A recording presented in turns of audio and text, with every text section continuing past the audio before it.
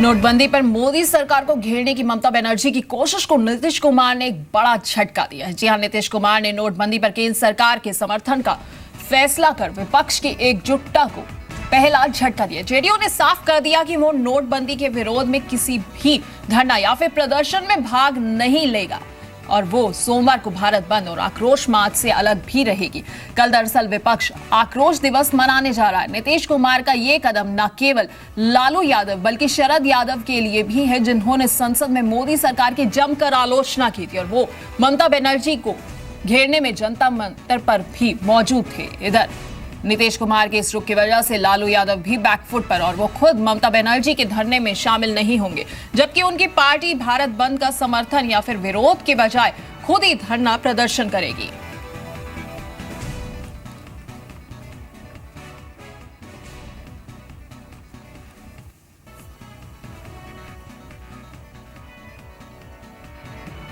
बंदी के खिलाफ में ममता बनर्जी धरने पर पटना में बैठ रही है, कैसे देखते हैं इसको? 28 सबको आजादी है अपना काम करने क्या आप लोग साथ दीजिएगा? आप साथ देंगे उनका? अपील भी किया है कि सब लोग साथ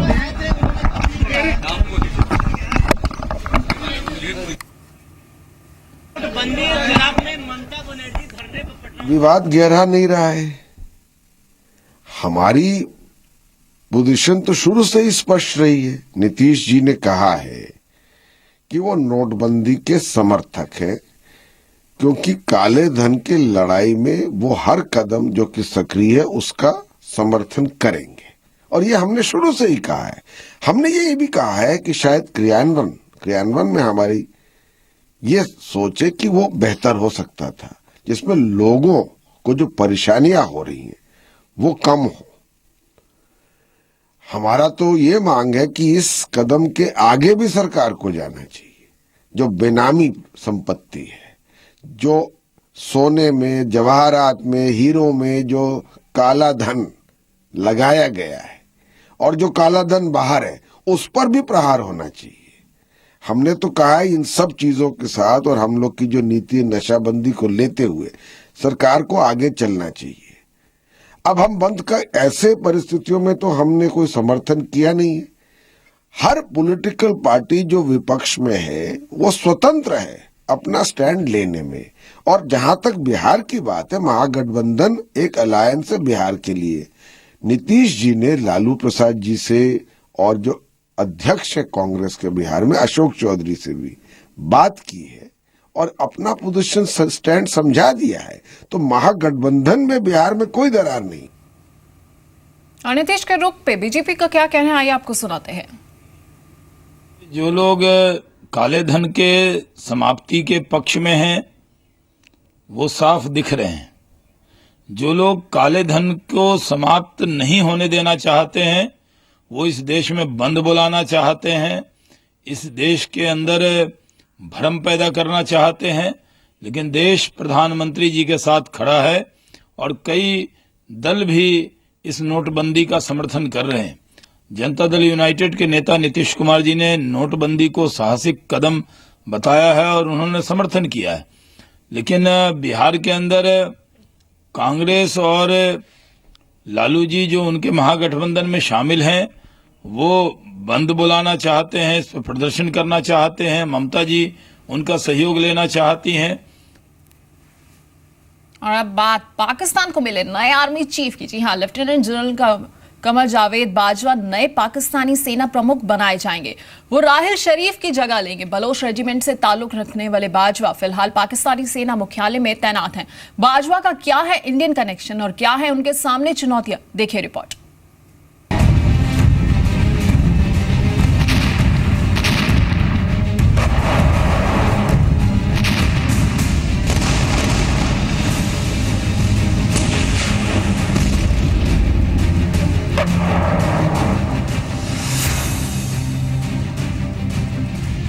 सभी अटकलों को दरकिनार करते हुए पाकिस्तानी पीएम नवाज शरीफ ने नया आर्मी चीफ नियुक्त कर दिया है। लेफ्टिनेंट जनरल कमर जावेद बाजवा पाकिस्तानी सेना के नए मुखिया होंगे। पाक सियासत में अहम भूमिका निभाने वाले इस पद के लिए कई दिनों से अलग अलग नामों के कयास लगाए जा रहे थे। पाक के मौजूदा आर्मी चीफ राहिल शरीफ 29 नवंबर को रिटायर होने वाले हैं और इसी दिन बाजवा की ताजपोशी की जाएगी। पाकिस्तान के रक्षा मंत्री ख्वाजा आसिफ ने बाजवा के नाम की पुष्टि की है। बाजवा पाक आर्मी की 10वीं कोर के कमांडर रह चुके हैं, जो पाक आर्मी की सबसे बड़ी कोर है और जिसकी तैनाती सियाचिन से रावलपिंडी तक है। इसमें पूरा लाइन ऑफ कंट्रोल का एरिया भी शामिल है। Bajwa northern area force command के चीफ रहे हैं। उनकी तैनाती गिलगिट बाल्टिस्तान में भी रही है। कांगो में यूएन मिशन में ब्रिगेडियर कमांडर के तौर पर बाजवा भारत के पूर्व थल सेना अध्यक्ष जनरल विक्रम सिंह के अंडर काम कर चुके हैं। पाकिस्तानी मीडिया रिपोर्ट के मुताबिक कश्मीर और आतंकवाद से जुड़े मसलों पर उनका अनुभव काफी ज्यादा है। बाजवा 16वें सेना अध्यक्ष के तौर पर पाक आर्मी का पद संभालेंगे। डॉन की रिपोर्ट के मुताबिक राहिल शरीफ के उत्तराधिकारी के लिए 4 जनरल के नाम पर विचार किया गया, लेकिन अंत में बाजवा का नाम तय किया गया। बाजवा पाक लेफ्टिनेंट जनरलों में सबसे जूनियर हैं।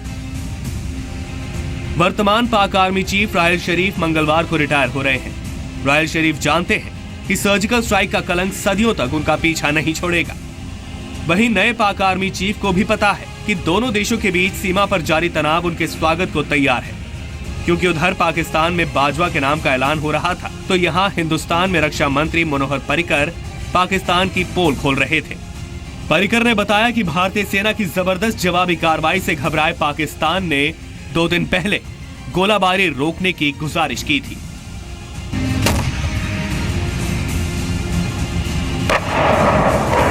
इतलो जबरदस्त रिस्पॉन्स दिलो की पयर शेवटी तांचेकडच्यान फोन आयलो की अरे थांबया पाया पडटा आणि हांव सांगतो। पर्रिकर के मुताबिक माछिल में भारतीय सैनिक के शव से बर्बरता के बाद भारतीय सेना ने एलओसी पर पाक चौकियों को निशाना बनाया और हमले के लिए भारी मोर्टार और मशीन गनों का इस्तेमाल किया। इसके बाद पाकिस्तान ने डीजीएमओ स्तर की बातचीत में भारत के आगे हाथ जोड़ लिए और तभी से बॉर्डर पर पाकिस्तान की ओर से गोलीबारी बंद है। आम्ही आणले आमका थारोवपाक काय करता आमका इच्छा ना, पण तुम्ही बंद करा। गेले 2 दीस सीमेचेर फायरिंग बंद। जानकारों का भी मानना है कि पाकिस्तान को इतने करारे जवाब की उम्मीद नहीं थी और ऐसे हालात में नए पाक आर्मी चीफ की राह भी आसान नहीं रहने वाली। पाकिस्तान ने ये सोचा नहीं था कि इतना करारा उसको जवाब मिलेगा। इस जवाब मिलने से वहाँ पे एक काफ़ी नर्वसनेस पाकिस्तान की सेना में भी दिखाई देती है, इसलिए कि जिस तरह के स्टेटमेंट राहिल शरीफ साहब दे रहे हैं, और दूसरी तरफ ये भी है कि राहिल शरीफ अपनी किसी भी ऑब्जेक्टिव को पूरा करने में असमर्थ रहे हैं। इनका टेन्योर जो है बिल्कुल फेलियर गया है और वहाँ पे न केवल सेना के अंदर बट इलेक्टेड गवर्नमेंट भी काफ़ी चिंतित नजर। तो फिलहाल इस वक्त के बुलेटिन में इतना ही, लेकिन जी बिजनेस पर खबरों का सिलसिला जारी रहेगा।